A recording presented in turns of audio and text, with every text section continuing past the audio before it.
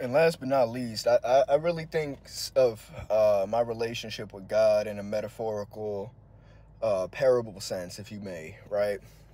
The reason why I'm going through like this child custody stuff, only seeing my kids 3 days a week, I always try to look to see what the underlying purpose to everything in God's mysterious plans, right?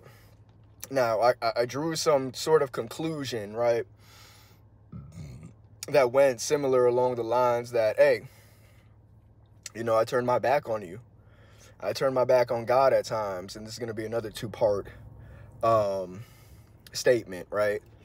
So I turned my back on God a lot of times. I closed the door, and almost it's like, you know what? This all-loving creator, and the same thing as a creator to a parent is the same synonymous meaning. So me closing that door, right? Now I really understand what it feels like, even though they're not closing the door on me, but to have that feeling where it's like I only see you for a certain bit amount of time, and God is just, right? So if we put along that same taste of the medicine type ordeal, and I'm not saying God's a bad God, that actually seems like a perfect analogy to make, and that seems like perfect justice to be delivered. Hit them where it hurts, right? This is what I did to you. And I'm pretty sure at the same time, when we do that, especially to Christ, especially when to God, especially when we kick out the Spirit, the Holy Spirit, right? It's almost like, we shun them out.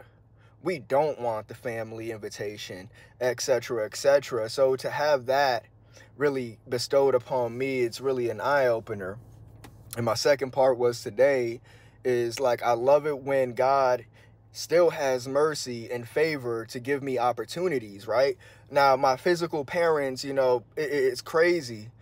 Now, I'm not saying they're bad in any way, shape, or form, but the divine love, right? When you're at your lowest and you're granted opportunity. I'm telling you, it could be something small. It could be about getting on a garbage route when other people are fighting to get a spot on it, but it's granted to you. Extra work is granted to you. Blessings where it's like, okay, well, I gave you this. Let me see what you're going to do with the next steps. Let me see what you're going to do with the next steps. Are you going to spit in my face? Right? It's the same thing with like I said, creator and parent, synonymous relationship.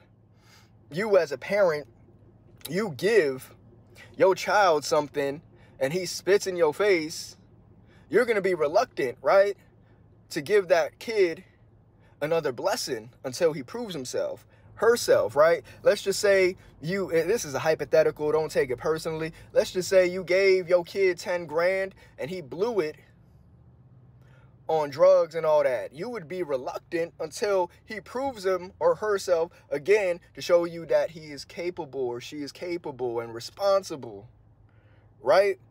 And on the opposite side of the spectrum, right, you got somebody who says, okay, you gave me this 10 grand, starts a business idea.